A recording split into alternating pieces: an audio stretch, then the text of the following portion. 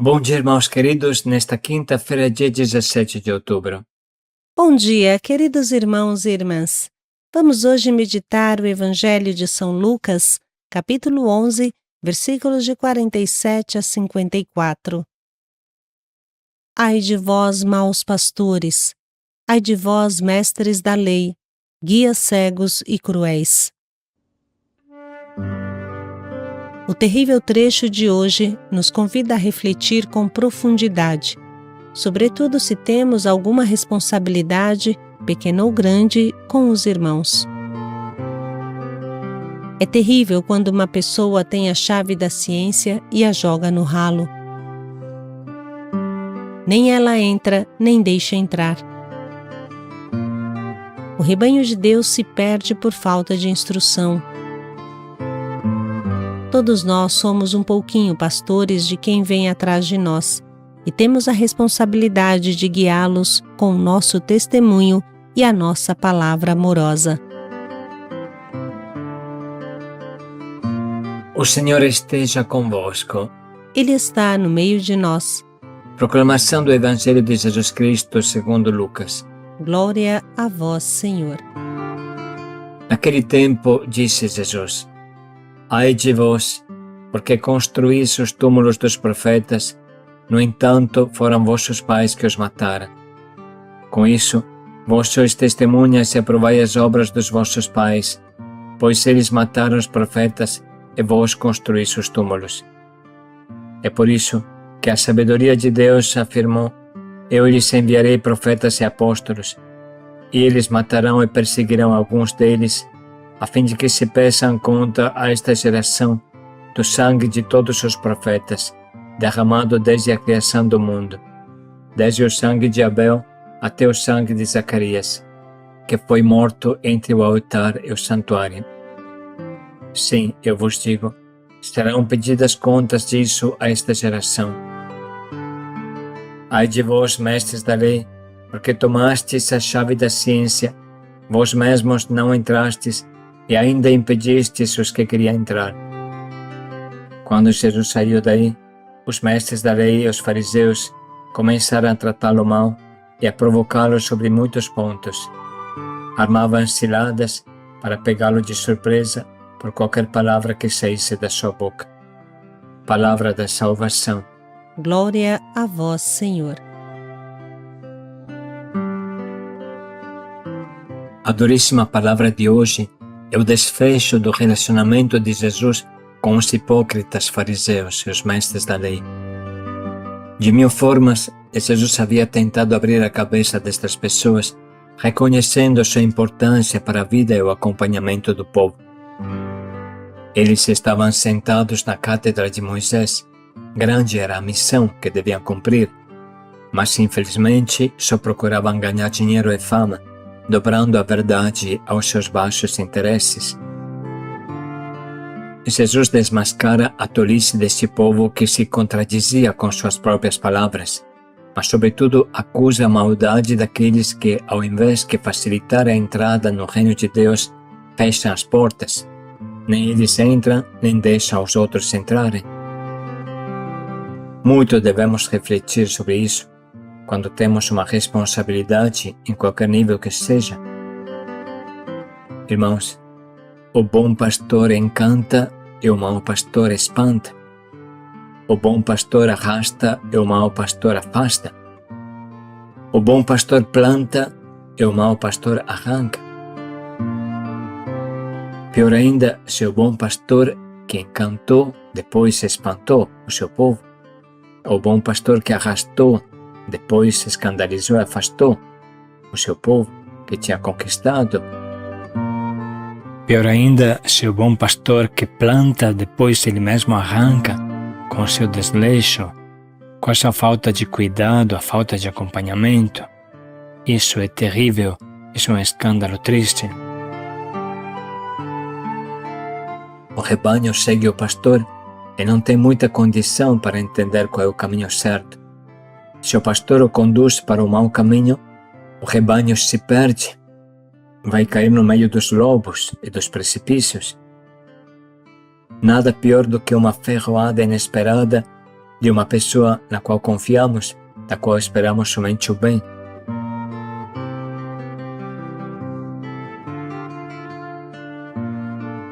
Vamos dar pequenos exemplos.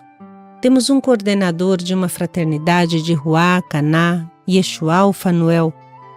Pois bem, se esse homem chega atrasado e seus filhos ficam do lado de fora da porta da sala do encontro, esperando que ele traga a chave, será bem difícil que da próxima vez estes filhos cheguem pontuais. Ele repassa para os seus membros o seu desleixo e atraso. Ele não entra nem deixa os outros entrarem.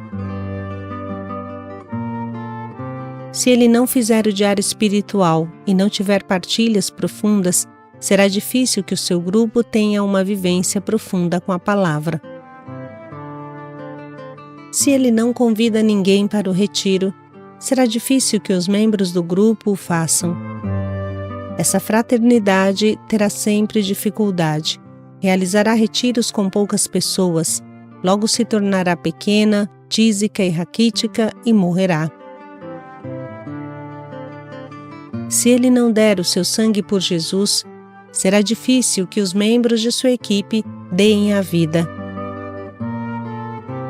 Seríamos grandes egoístas se escondêssemos essa chave, se a segurássemos no bolso, pela preguiça de abrir a porta a quem bate. E o mundo inteiro está batendo, está gritando, mesmo sem saber. Vocês se lembram a frase da introdução? Meu povo se perde por falta de instrução. Assim diz o profeta Oséias. Ou seja, o mundo está ao nosso redor, se perde porque não há ninguém que fale a ele as palavras de Deus, ou melhor, que saiba falar a linguagem deles e transmitir em sua linguagem as coisas de Deus. O grande esforço de todos é traduzir a nossa experiência de Deus de forma tal que seja compreensível a todos. É como se de um lado tivéssemos uma potente central elétrica capaz de produzir milhões de quilowatts, e do outro lado o mundo na mais completa escuridão. Precisa de uma extensão, precisa de um transformador para levar esta potente corrente elétrica da graça a este mundo perdido. Hoje não há ninguém aqui no Brasil que não reconheça a religião como o primeiro fator que tira as pessoas das drogas e da rua. Será que nós temos esta consciência? Temos consciência da imensa força que está nas nossas mãos? Um bom agricultor faz florescer o jardim, mas um agricultor ruim e preguiçoso transformará o jardim em um matagal de abrolhos, espinheiros e ervas daninhas que sufocam as plantas que nele se deveria cultivar. Nada pior do que um guia cego que cai no buraco, arrastando o rebanho que vem atrás. Jesus com força nos alerta sobre a responsabilidade que temos como pais e coordenadores. Grave é também quando um responsável faz girar o mundo ao redor do seu coração fechado. É como uma mãe que, ao invés de cuidar do filhinho e comprar fraldas para o seu bebê, gasta o dinheiro em perfumes para ela. Ou como aquele pai que deixa o dom da biqueira rico e sua filha sem fraldas e sem leite. Como é triste isso. Quando um coordenador está mais concentrado no seu umbigo do que nas pessoas que lhe são confiadas, então faz depender tudo das suas vontades, do seu humor. Se ele está triste, não se preocupa do rebanho e dos seus filhos. E bem sabemos para onde vai um filho largado. Vamos dar um exemplo. Pode ser que a nossa fraternidade de evangelização ou a nossa casa de acolhida ou a nossa comunidade seja fria, cada um por si. Não tem iniciativa, tem um clima de cemitério. Pois bem, isso seguramente não vai mudar só com as minhas murmurações. Enquanto alguém não se decida a ser mãe ou pai do grupo, enquanto alguém não se decida a puxar uma música, um canto, uma dança, a animar o grupo, Enquanto alguém não se decida a ser a lareira do grupo para aquecê-lo numa noite fria, enquanto alguém não se decida a levar um bolo, nada vai mudar. O clima de qualquer grupo nasce de dentro desse grupo. Não pode cair do céu e nem vir de quem não participa do grupo. Parece simples isso que estamos falando, mas não é assim. Imagine se Maria e José não tivessem criado um clima para esquentar a gruta onde Jesus nasceu. A gruta é fria, mas o amor é quente. A gruta é suja, mas o amor a limpa. A gruta é pobre, mas o amor a enriquece. Assim a nossa fraternidade e a nossa comunidade. Onde não há amor, coloque amor e encontrarás amor, dizia São João da Cruz. E nós poderíamos continuar. Onde não há alegria, coloque alegria e você encontrará alegria. Onde não há perdão, coloque perdão e você encontrará perdão. Onde não há entusiasmo, coloque entusiasmo e você encontrará entusiasmo. Onde não há partilha, comece você a partilhar e a comunidade se tornará uma família, uma alegria constante. Onde todo mundo está triste e abatido, comece você a animar e os outros farão o mesmo. Animai-vos uns aos outros enquanto dura este hoje da salvação, diz a Bíblia, porque depois é triste demais. A comunidade depende de você, como uma família depende do clima que uma mãe cria junto com o pai. Irmãos, não é estranho que no começo todas as coisas sejam frias, desordenadas, paradas, como era o caos antes que Deus começasse a criar. Mas o que cabe a nós é ressuscitar o clima, sentir que a casa é nossa. Repetimos, um bom pastor encanta e o mau pastor espanta. Um bom pastor arrasta e o mau pastor afasta. Um bom pastor planta e o mau pastor arranca. Isso por causa do escândalo, do desleixo. Assim é um coordenador, um responsável, um verdadeiro pastor. Ele sempre vai à frente do rebanho como Jesus. Ele é um puxa-fila nato, que arrasta com garra todo mundo que vem atrás, arrasta com o entusiasmo, com o exemplo, com a determinação, com a sua fé.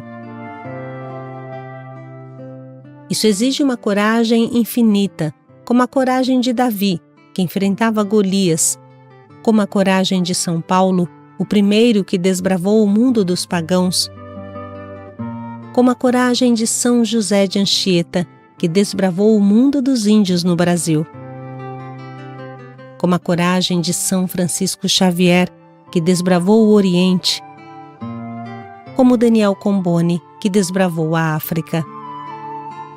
O pastor só pode ser missionário se confia cegamente em Deus. Que o Espírito Santo nos ajude a interiorizar a rica mensagem desse Evangelho que vamos ler novamente.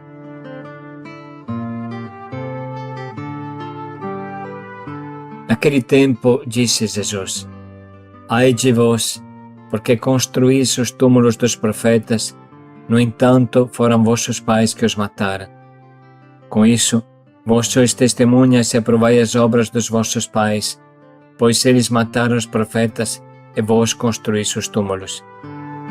É por isso que a sabedoria de Deus afirmou: Eu lhes enviarei profetas e apóstolos, e eles matarão e perseguirão alguns deles, a fim de que se peçam conta a esta geração do sangue de todos os profetas, derramado desde a criação do mundo, desde o sangue de Abel até o sangue de Zacarias, que foi morto entre o altar e o santuário. Sim, eu vos digo, serão pedidas contas disso a esta geração. Ai de vós, mestres da lei, porque tomastes a chave da ciência, vós mesmos não entrastes e ainda impedistes os que queriam entrar. Quando Jesus saiu daí, os mestres da lei e os fariseus começaram a tratá-lo mal e a provocá-lo sobre muitos pontos. Armavam ciladas para pegá-lo de surpresa por qualquer palavra que saísse da sua boca.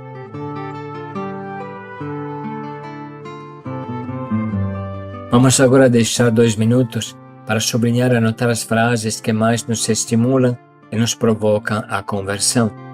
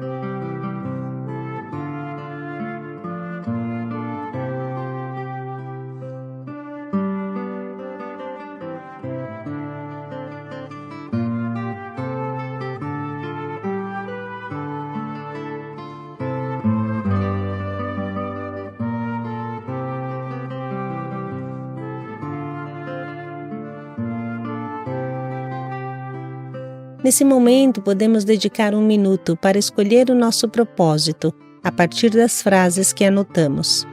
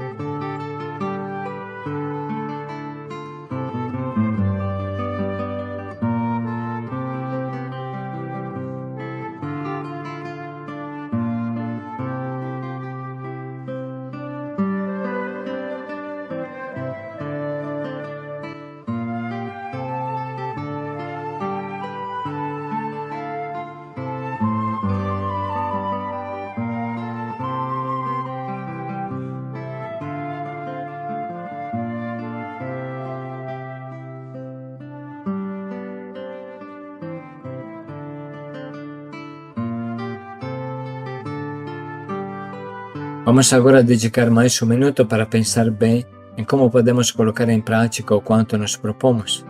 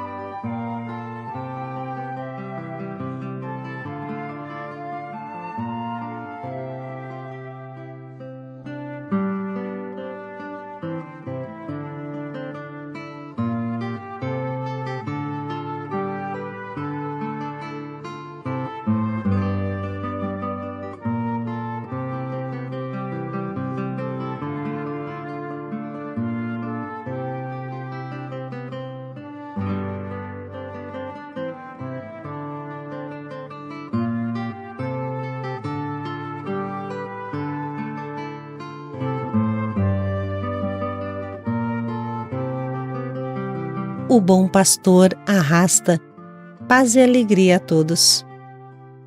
O bom pastor encanta, paz e alegria a todos.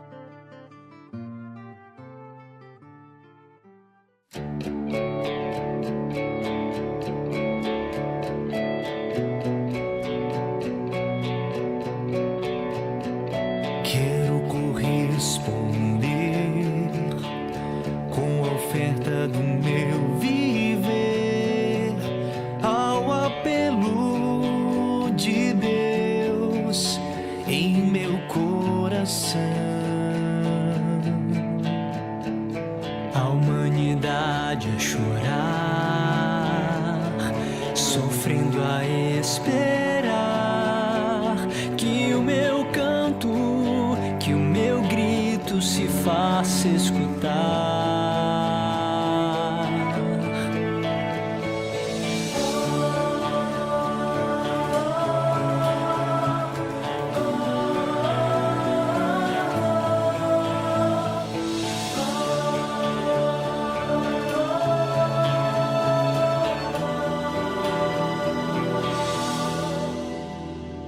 Quero corresponder com a oferta do meu viver ao apelo de Deus em meu coração. A humanidade a chorar, sofrendo a esperar que o meu canto, que o meu grito se faça escutar. Quero ofertar minha vida, gastar os meus dias, minha juventude